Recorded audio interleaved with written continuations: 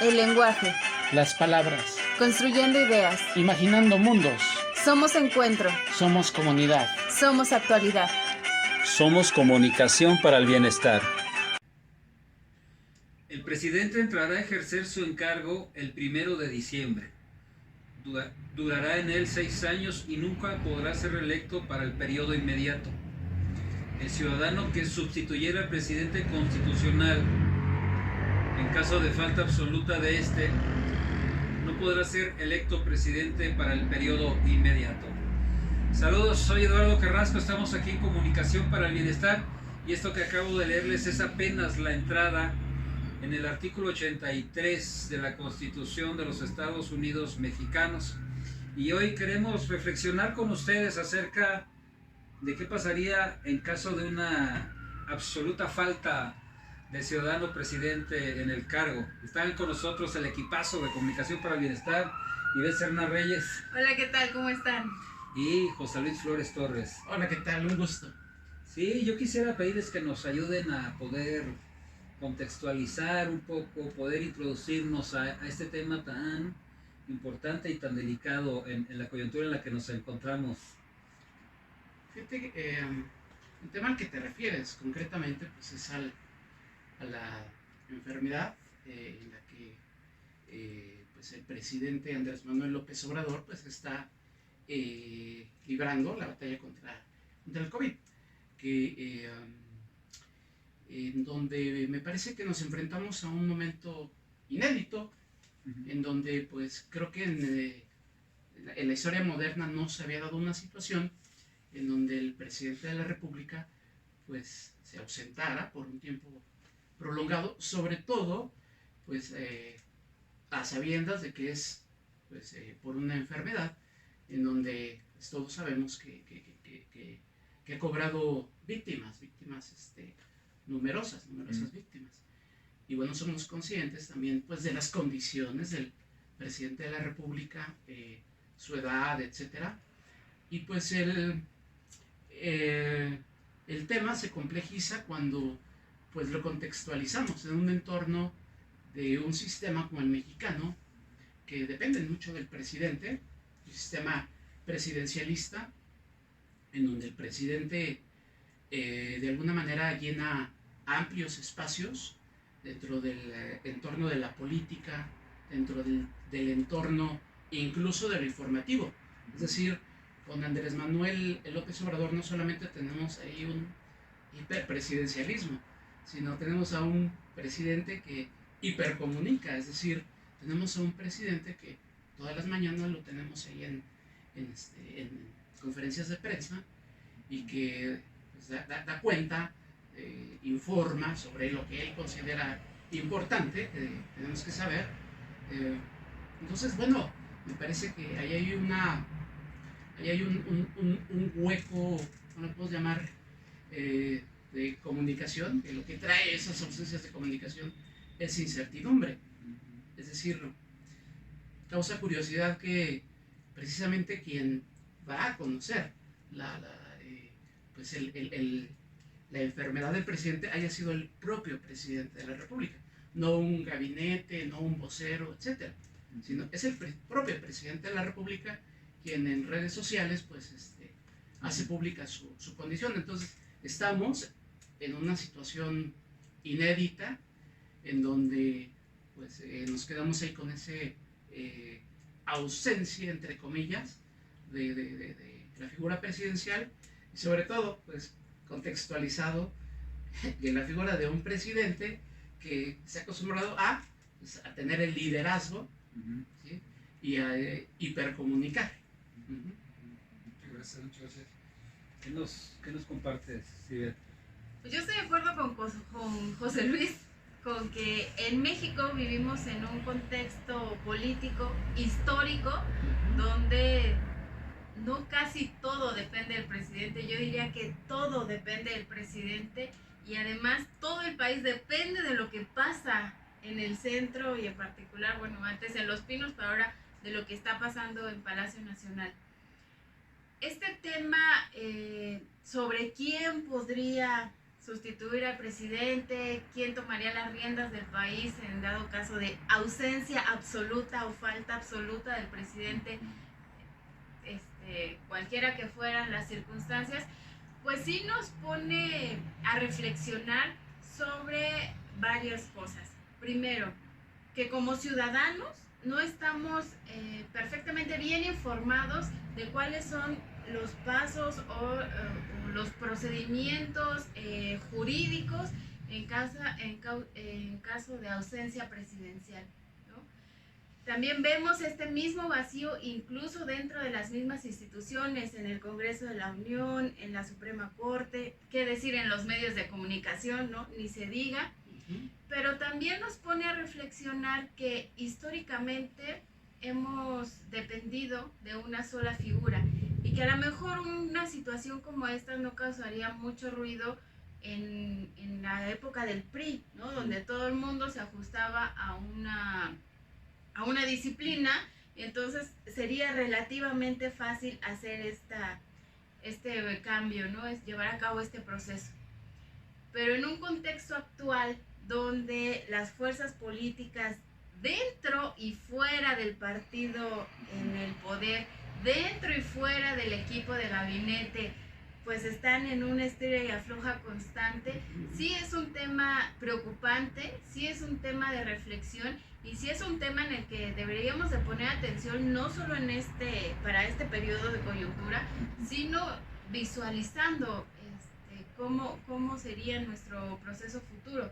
Hay un antecedente que fue en el 2003 cuando Vicente Fox tuvo una intervención quirúrgica y hubo ahí una polémica también jurídica porque todo el tiempo que estuvo inconsciente durante la intervención y luego mientras pasaban los efectos de la anestesia, México no tenía presidente, había una ausencia absoluta del presidente.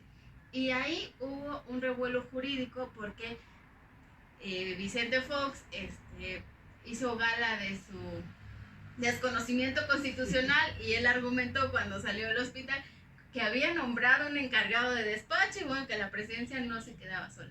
Entonces sí ya había un antecedente que quizá no le dimos la importancia porque el contexto no estaba tan revuelto como ahora, pero creo que sí deberíamos aprovechar esta coyuntura como para poner atención en ese procedimiento en específico.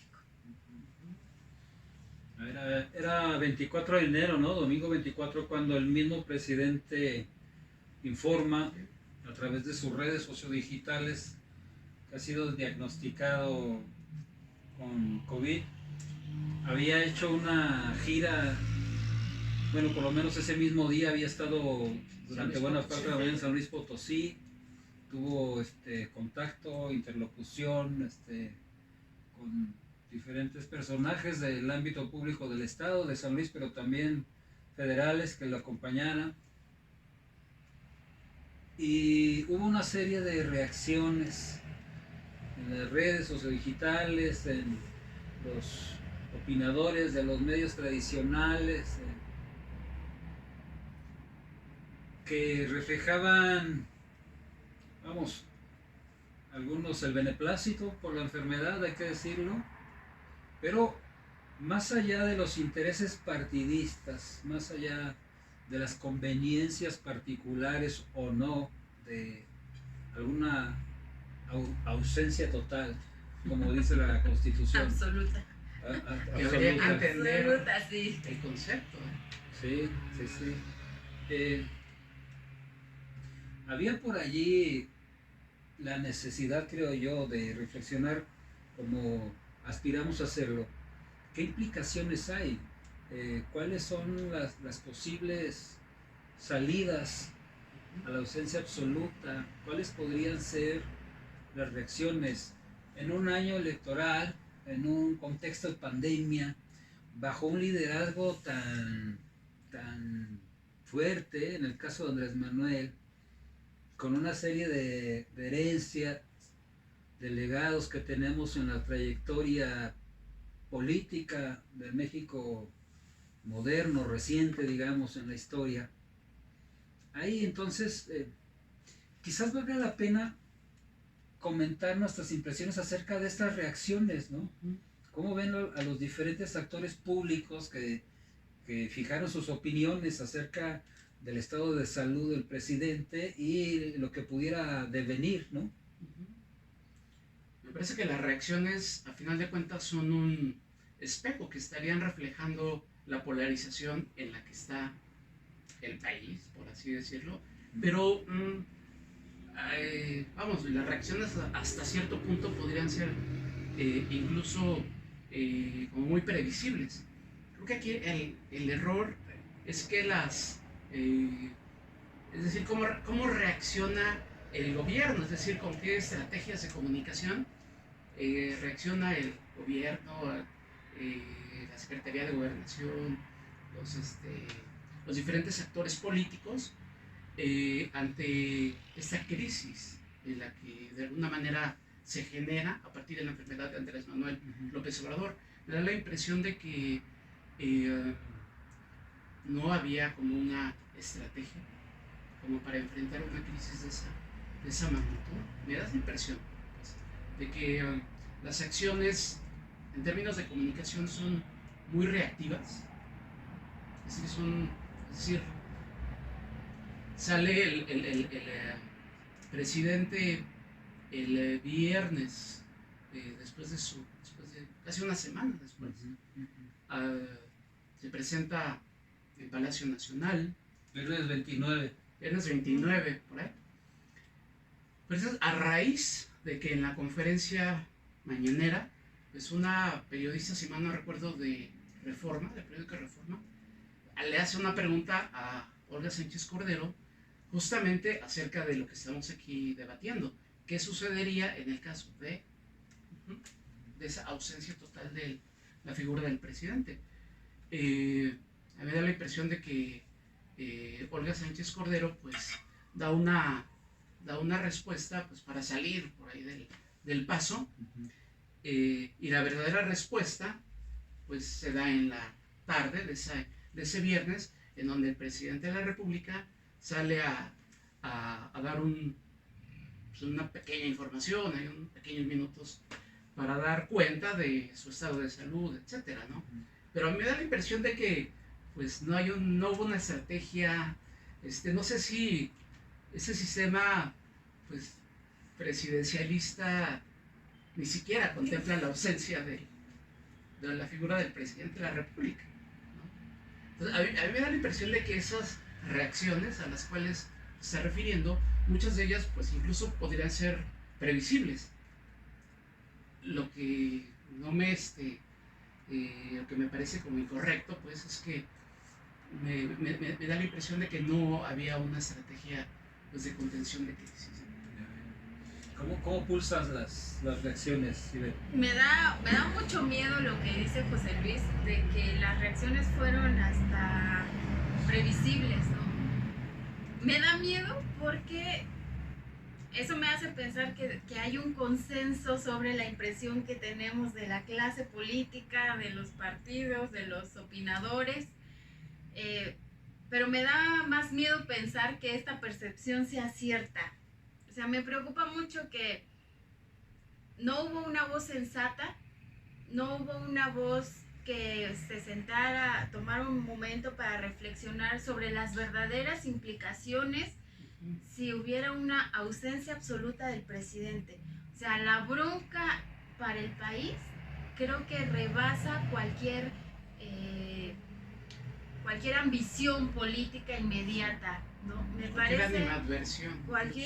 parece eso muy peligroso. Me parece que esos mensajes en el Twitter deseándole buena salud de adversarios políticos, de youtubers Hubo un médico que en jerga médica estaba prescribiendo prácticamente la ausencia absoluta, ¿no?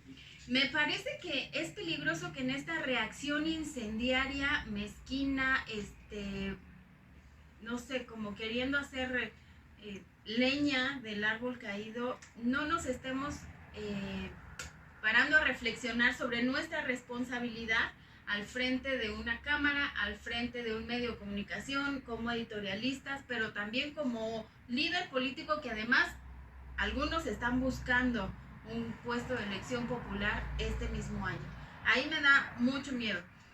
Y después, en el tema de Olga Sánchez, yo creo que ahí el papel de esta reportera fue lamentable, porque la reportera sabía exactamente lo que estaba preguntando y sabía la respuesta que estaba buscando la secretaria de Gobernación. Me parece una respuesta inteligente, no creo que haya sido para salir del paso, porque revisando la Constitución, ¿quién asumiría el cargo por una cuestión de falta absoluta al presidente por una complicación del COVID?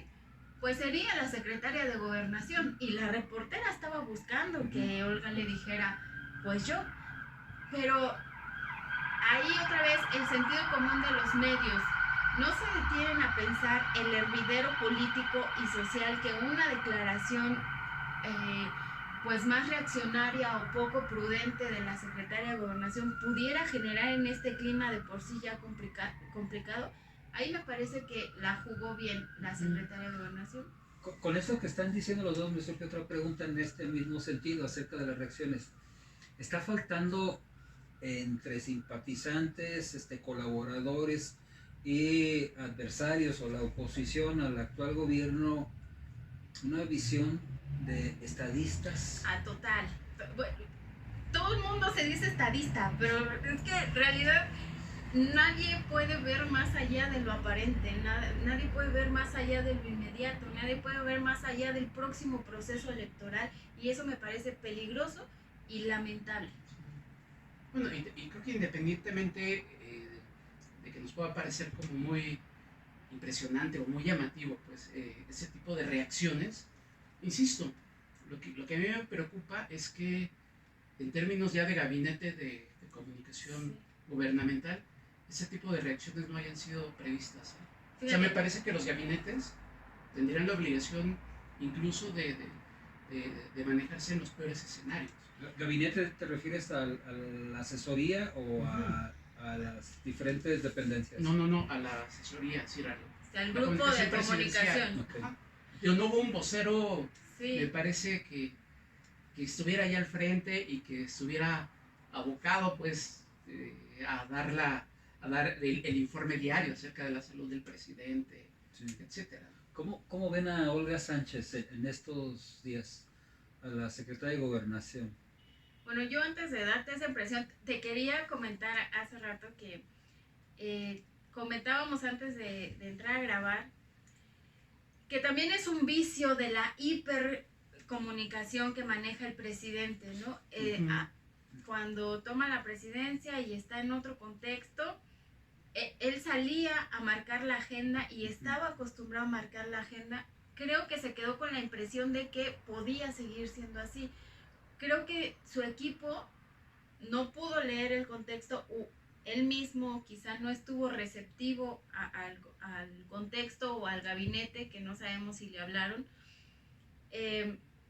Pero llegó un momento en el que ya no pudo marcar más la agenda y entonces se volvieron reaccionarios.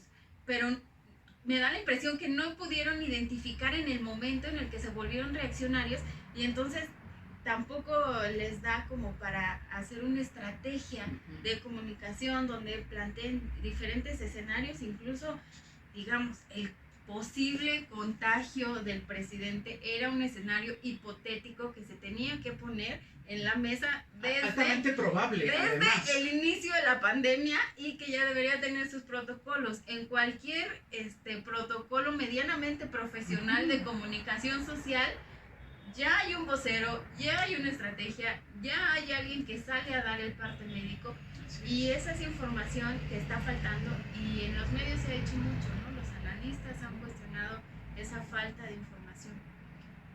A la secretaria yo la veo, regresando a tu pregunta, la veo reaccionaria, la veo prudente, pero la veo muy atacada también.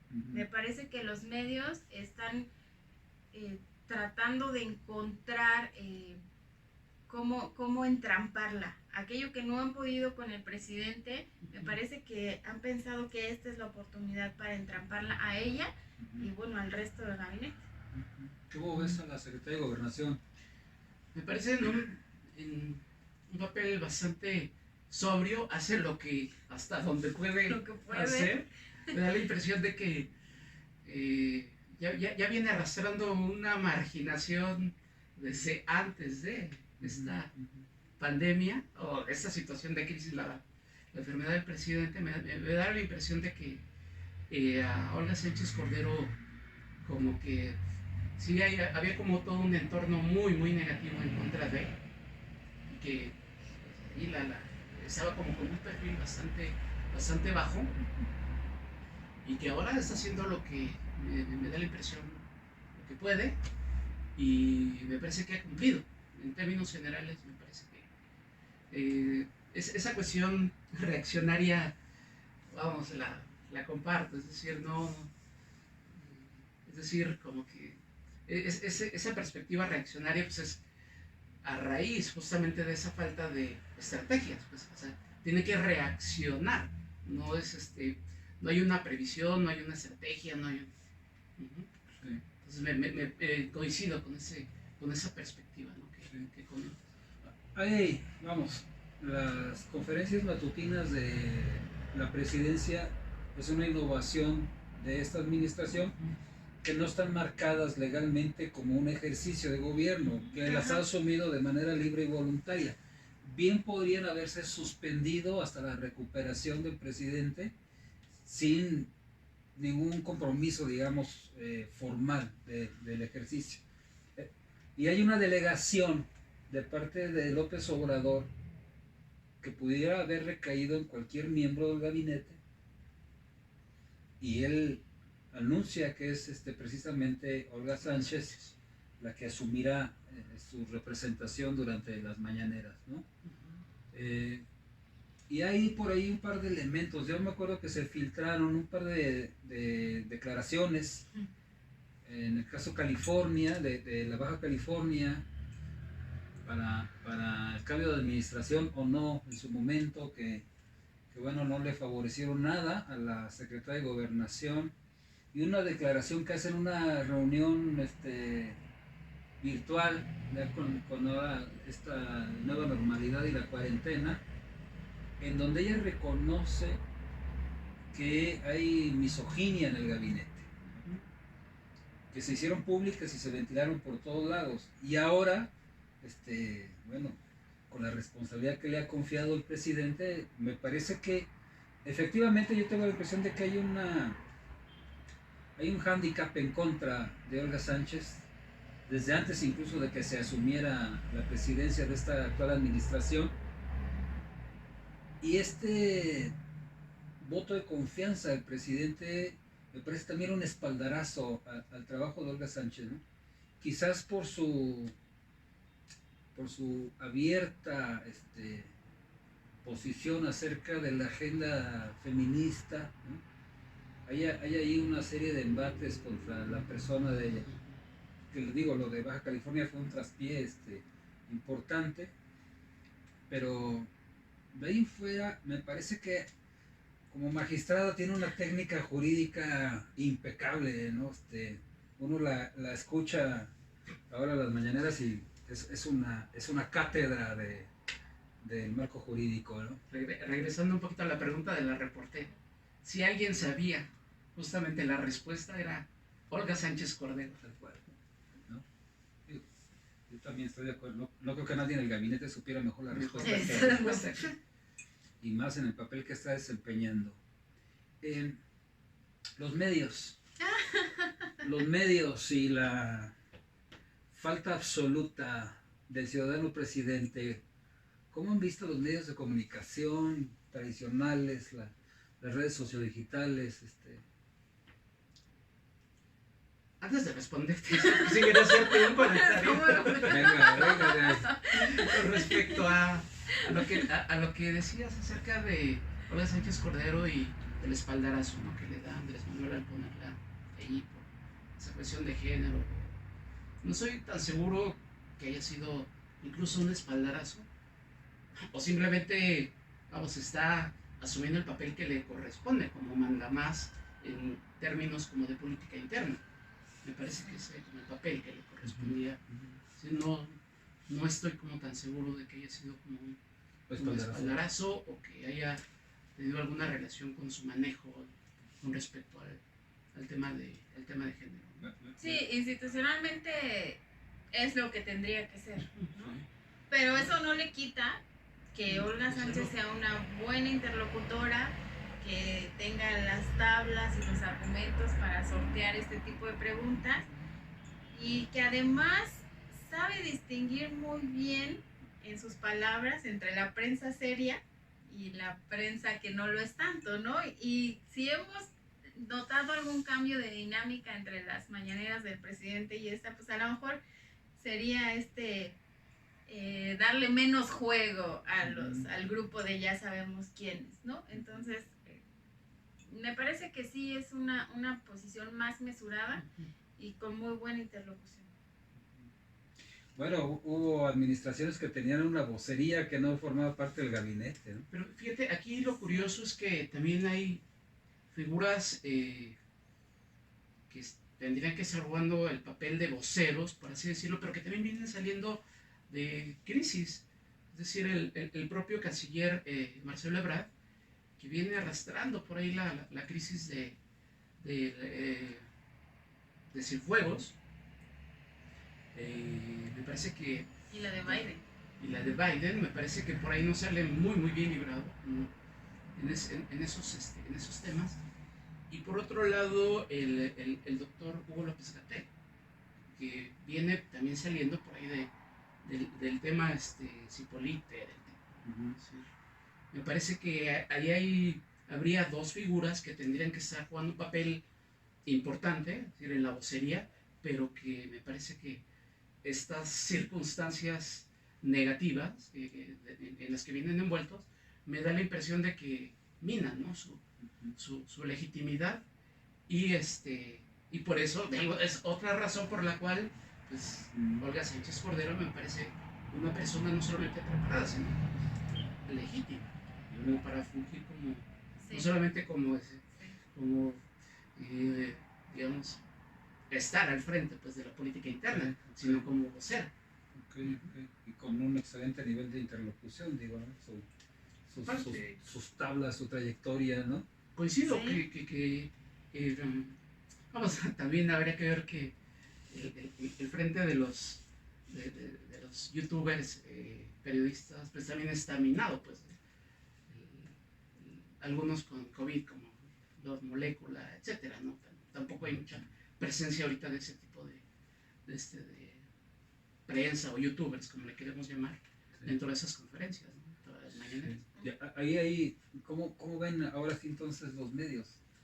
Más, digo, las redes sociodigitales, los medios tradicionales, la prensa que está en la mañanera, pero además también lo que se publica en torno de esta hipotética falta absoluta, ¿no? Híjole, qué difícil. Creo que los medios también nos han quedado de ver mucho.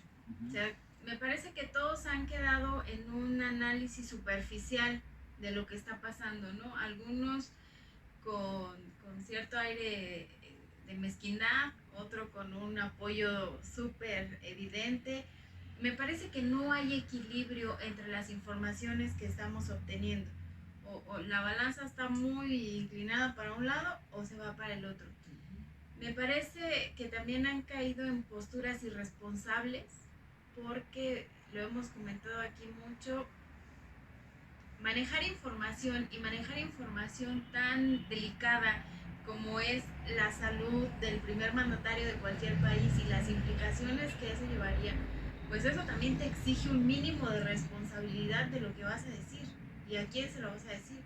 O sea, salir, sobre todo en los youtubers, ¿no? Con estas cosas casi deseando que desapareciera, haciendo tendencias en Twitter, no me parece que refleje la mejor cara, no nada más de estas figuras, sino del país en general. No es nuestra mejor cara.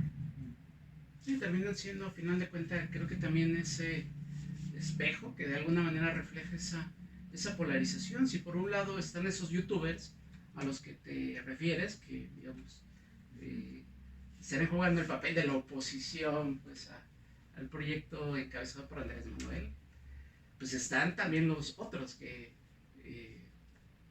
defienden a capa y espada pues las decisiones, las posturas, etcétera, de Andrés Manuel López Obrador. Y sí, desde luego nos quedan a deber, nos quedan a deber los análisis profundos, los análisis profesionales, la investigación.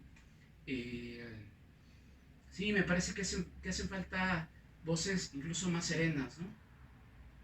Que nos propongan pues, escenarios incluso alternativos, que nos hablen de una manera científica, incluso de las implicaciones, de la propia enfermedad, etcétera. O sea, me da la impresión de que sí estamos en un escenario muy, muy polarizado y se vio que los medios son un reflejo de esa polarización. Leyendo sus artículos en Comunicación para el Bienestar, me queda la impresión de el énfasis que has puesto acerca de la formación profesional de los periodistas. Vamos, coincido que hay un alto contraste, que hay una polarización radicalizada en la opinión pública en general, en la opinión publicada, en las redes sociodigitales, pero no se da también una falta de profesionalización de los periodistas. Y me queda la impresión en tus artículos que lo que tú marcas es acerca de las capacidades propias de los periodistas. Pareciera que coincidieran, pero no necesariamente, sino del trabajo periodístico, ya en el campo, ¿no? Del ejercicio, del reporteo, de salir a buscar y trabajar la nota, ¿no? No sé si eso tenga que ver también un poco con la crispación de los medios. Muchos en las redes pues son gente con acceso al micrófono y a la tecnología, pero pues no la reportean, ¿no? Y la mala formación o la falta de formación de muchos que se dicen periodistas, ¿no? Es que acá hay una confusión terrible. O sea, el artículo que tú publicaste esta semana que pasó habla de eso, ¿no? Haces ahí como una comparación entre la prensa de los medios tradicionales y esta nueva prensa digital. Pero pues que alce la mano el que es periodista. O sea, realmente que alce la mano el que es periodista de formación. El problema es, y yo no digo que no, pues alguien con buena intención o mala intención pueda tener acceso a una tecnología y subir pues lo que a su criterio le crea conveniente. El riesgo es que cuando la sociedad, la gente común, aquella que está tratando de entender qué es lo que está pasando en este contexto, confunde esas voces no especializadas, no profesionalizadas, con voces legítimas del periodismo. Esta falta de formación, pues obviamente les impide salir a reportear la nota, les impide contextualizar, les impide ver más allá. Comentábamos con José Luis hoy en la mañana que yo sentía que la prensa, los medios y estos reporteros o periodistas, que tanto hay pseudo periodistas en lo digital como hay pseudo periodistas en los medios tradicionales y que se dicen periodistas porque están a cuadro, ¿no? Y hacen algo. Pero siento que están en una miopía. O sea, yo le decía a José Luis que yo esperaría que los reporteros, que los periodistas que están viviendo, palpando todos los días, en todo momento, las informaciones, pues tuvieran como una lectura más amplia, más crítica, que pudieran ver aquello que nosotros se nos escapa a simple vista, que al final ese es su trabajo.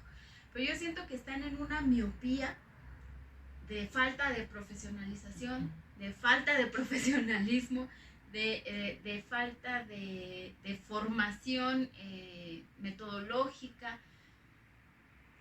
pero también están en una burbuja de egos que están hablando con la intención de obtener popularidad, cuadro, monetizar. pero también están con una intención de ambiciones personales, ¿no? Políticas, económicas, no sé, de algún beneficio. Entonces me preocupa que estén en esta burbuja que al final los mete en el mismo juego.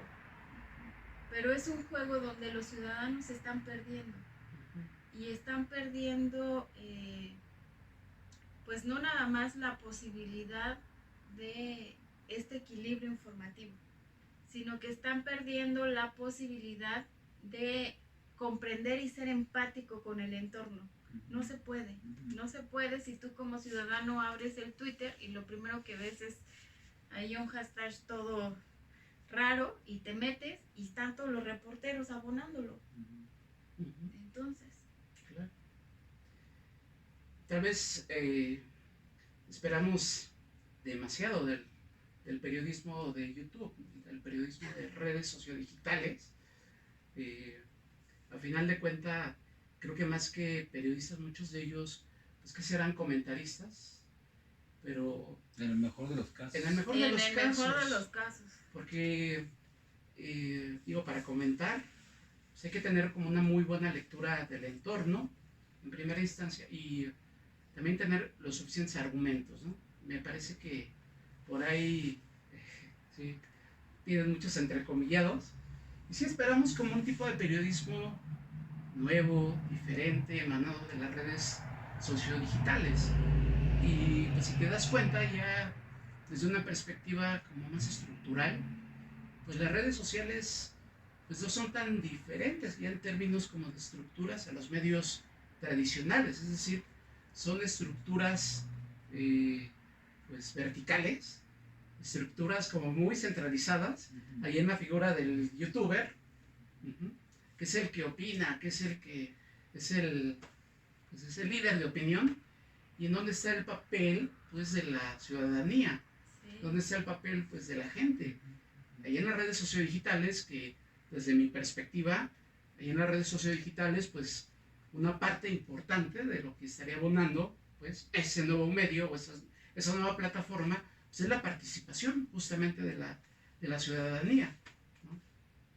Entonces, a mí me da la impresión de que ese proceso de comunicación tradicional que vemos en la televisión, en el periódico, en donde el receptor pues tiene un papel como muy pasivo, es el mismo que está jugando en las redes sociodigitales. Habría que democratizar el micrófono y pues habría que entender muchísimo mejor lo que es el periodismo y lo que son las redes sociodigitales y las comunidades virtuales, y entenderlas como estructuras en red, ¿sí? Estructuras no lineales, estructuras no centralizadas, sino estructuras en donde pues puede haber como muchos centros, y en donde no necesariamente el mensaje pues, es lineal, sino que puede ir en...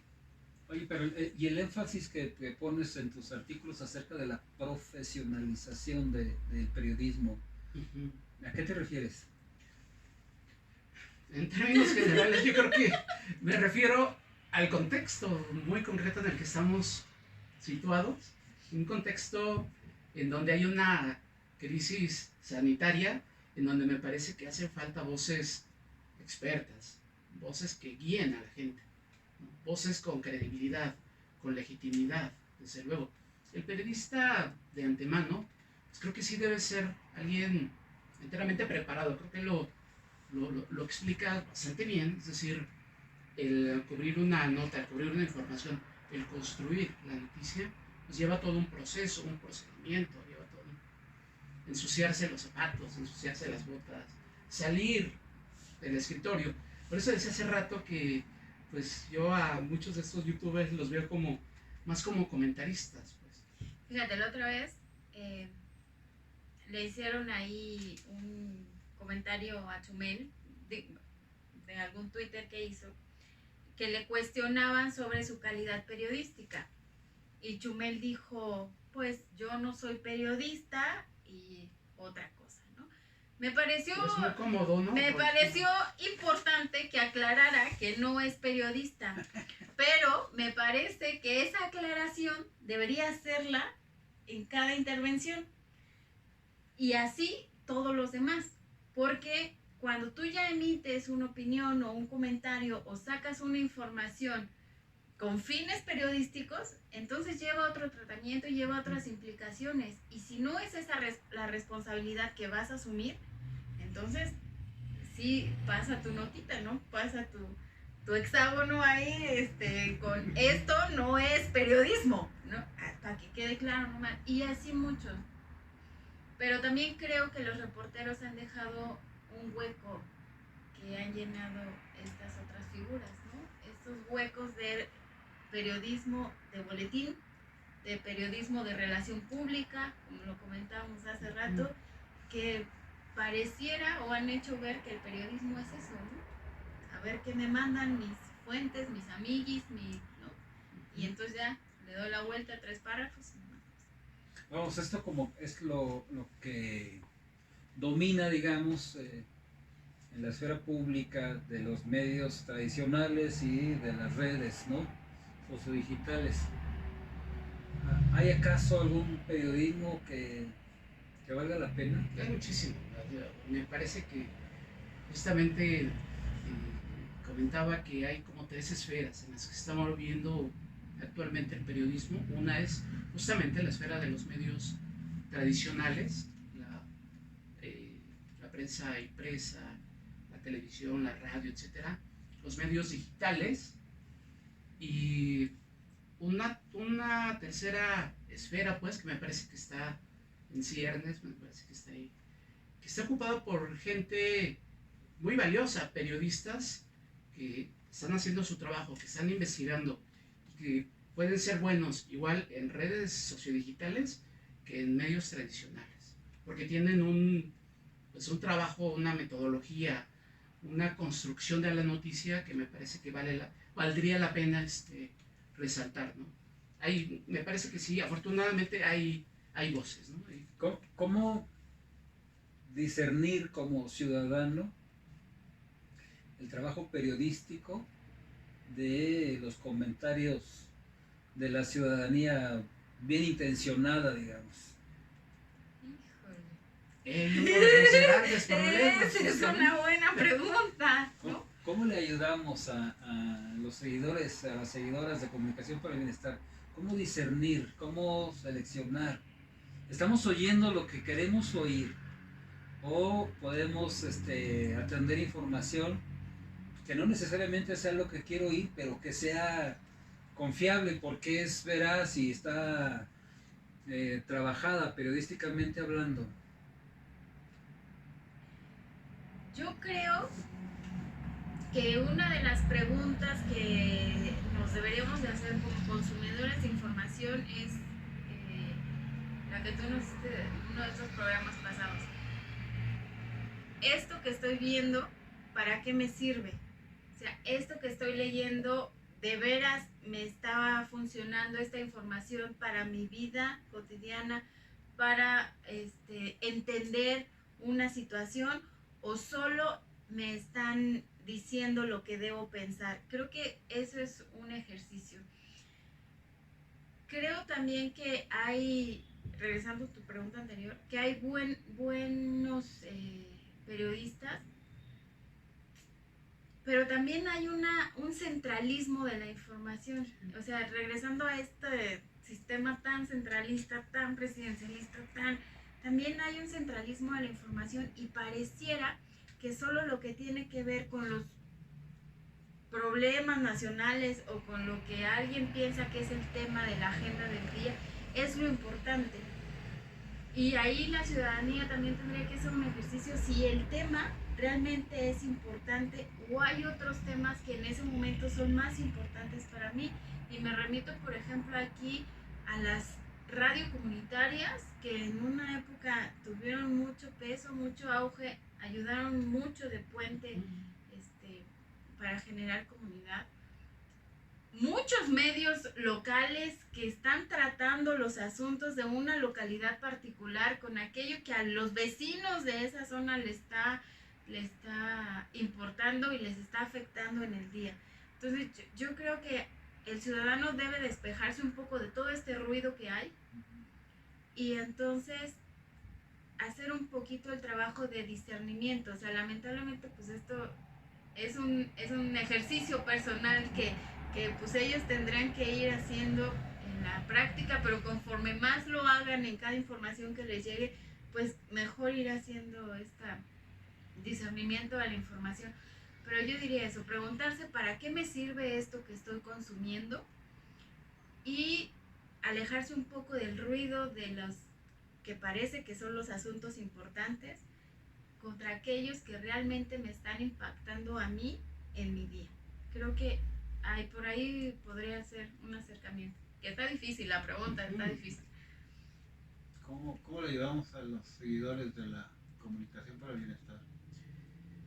Buena pregunta, y sí hay como que hay que preguntarnos, porque esa pregunta como que lleva muchísimas implicaciones, es decir, es como pasarle como que cuchillo a lo que somos como opinión pública. O sea, ¿qué tan preparados estamos como opinión pública para acercarnos a los medios de comunicación, para discernir justamente, como tú lo comentas, entre un periodismo que me sirva, entre un periodismo que de alguna manera tenga un manejo de la información adecuado, que contraste pues, datos, que contraste fuentes, que profundice, que vaya más allá de la opinión y que se opina, pues que argumente y que esa argumentación pues tenga datos medianamente, pues ¿cómo le podemos llamar? Creíbles, por llamarlo de alguna manera.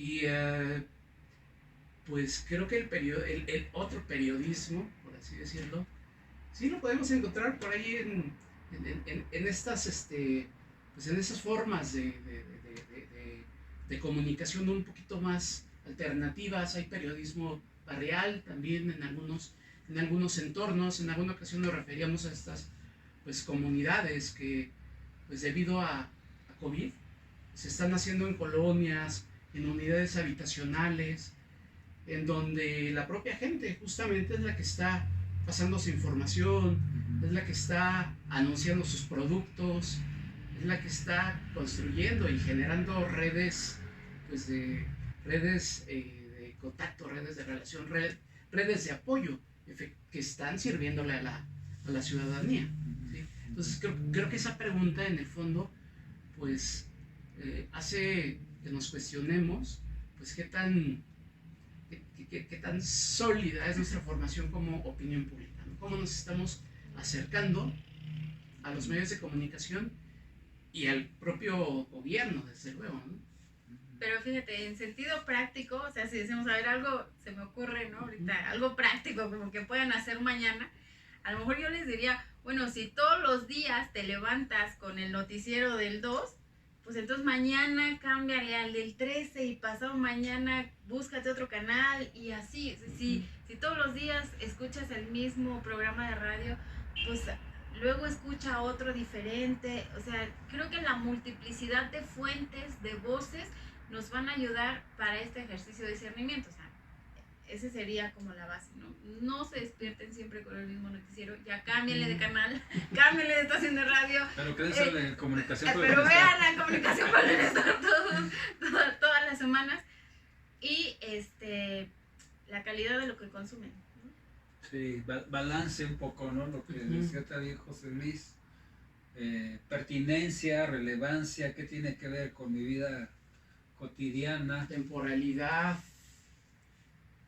¿A qué te refieres con temporalidad? Fíjate que a partir del teléfono celular, pues nos llegan una gama de noticias, una gama de información, una gama de es muy curioso, pero te llega la de El Universal, la de SDP, y te da la impresión de que es la misma, nada más le dan como una revolcada. No, pues es la misma. Pero fíjate, ahí otro ejercicio práctico sería no quedarnos con la información de titular, porque eso es muy común. Tu aparato te llena de 20,000 noticias y entonces tú nada más vas leyendo el título, pero te quedas con la idea. Cuando un título les llama la atención, métanse a leer la nota, vean bien de qué es lo que está hablando, porque casi nunca tiene que ver con lo que les están diciendo en el titular. Entonces sí hay que hacer por lo menos ese ejercicio, profundizar sobre la información, porque luego vamos, oye, ¿supiste que tal? Entonces, ¿dónde? Va a revisar la nota, pues no tenía nada que ver. Que entubaron al presidente. Que entubaron al presidente, entonces, y ya todo el mundo sabe que entubaron al presidente. Entonces, si una titular llama la atención, hay que meterse, hay que leerlo y luego hay que buscar otra información que nos pueda hacer un equilibrio. Y hoy en día, una información que de repente en la mañana nos llega y que en la mañana nos parece como muy pertinente, llegamos al noticiero de la noche y ya nos parece como una nota muy vieja, ya muy trabajada, justamente por el sentido de la temporalidad. Digo, hace no mucho, hace 10 años tal vez, en donde pues estaba el noticiero estelar de la televisión, pues, era donde nos enterábamos justamente de lo que estaba pasando, no solamente en México, sino digamos, en el mundo. Hoy en día, pues, a tu celular te llega información muy actual desde prácticamente todas las partes del mundo, ¿no? Y a todas horas. Y a todas horas, nunca para. Y no sé, hay veces que también te llegan notas en donde creo que vale más la pena leer los comentarios que hace la gente que leer la misma nota, ¿no? Me da la impresión de que eso te da como un termómetro, ¿no? Que te permite medir por ahí apoyos o no apoyos con respecto a determinados personajes, posturas, etcétera. Sí, incluso muy a propósito, la semana pasada hicimos un ejercicio similar sobre un par de notas donde cuestionaban el papel del periodista, pero más que la nota en sí, la calidad que nos dio ver las reacciones, los comentarios, pues también nos dio ahí un pulso de que pues la ciudadanía en general tampoco tiene tan buen concepto de la labor periodística. O sea, eso de pensar que también son ingenuos y pasivos, sí también ese tipo de comentarios nos lo pone en duda, porque sí se dan cuenta, sí hay una percepción de que los medios no están cumpliendo con su chamba. Medios digitales y medios tradicionales, me da la impresión de que hay como un cuestionamiento hacia los dos tipos de periodismo. Sí, hay una posibilidad que está ahí latente. Las redes sociodigitales de alguna manera están peleando la audiencia con los medios tradicionales, con las capacidades que los medios le permiten, que las propias plataformas le permiten. Y algunos analistas han comentado que el problema de los medios tradicionales ha sido que han perdido credibilidad. Pero me parece que el mismo riesgo está en muchos de los productores de contenidos en las redes sociodigitales. La credibilidad es lo que se ve en juego, ¿no? Entonces podríamos decir contraste en la información, pertinencia, relevancia con la vida cotidiana, temporalidad. Y yo nada más agregaría lo que ustedes están diciendo, pues credibilidad en el medio. O sea, no voy a exponer a un medio al que no le creo, aunque con eso que decíamos del contraste, por lo menos para poder balancear mis propios prejuicios informativos, ¿no? Esa es otra. ¿No? ¿Algo más que quisieran agregar acá para...?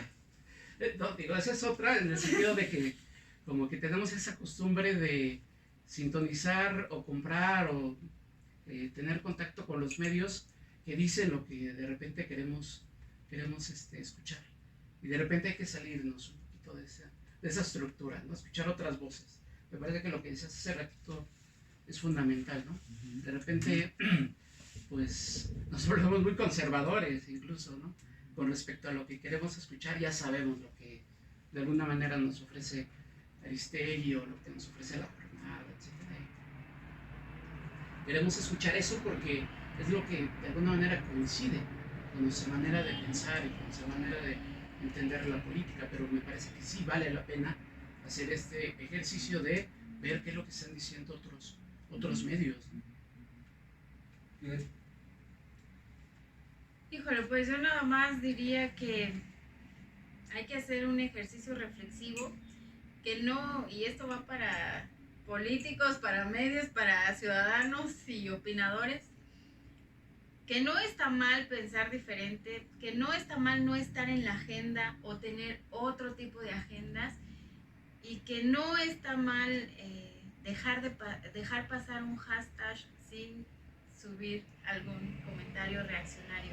Hay que tomar distancia, hay que ser mesurados, y que no por un like, no por un seguidor, pues comprometamos la credibilidad y comprometamos pues el trabajo y muchas cosas, ¿no? Hasta vidas se pueden comprometer con una mala información. Sí. Dicen los expertos del periodismo que lo único que tiene un periodista es credibilidad, que tarda años en construirse y que se puede perder en un segundo. O en un tuit. O en un tuit, ahora diríamos, sí. Sí, pues con esto nos estamos despidiendo. Agradecerles la atención. Gracias a todos los que nos acompañaron en el Foro Social Mundial. Un reconocimiento, agradecido por sus atenciones, sus comentarios, sus interlocuciones. Estaremos comunicándonos con ustedes. Saludos a Uruguay, saludos a Estados Unidos. ¿A dónde? A Chile, Argentina. Sí, Argentina y España, ¿no? España. Sí, un gustazo estar en comunicación con ustedes. Y bueno, hasta aquí le dejamos. Saludos.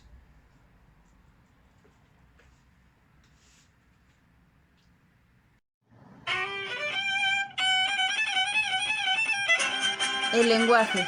Las palabras. Construyendo ideas. Imaginando mundos. Somos encuentro. Somos comunidad. Somos actualidad. Somos comunicación para el bienestar.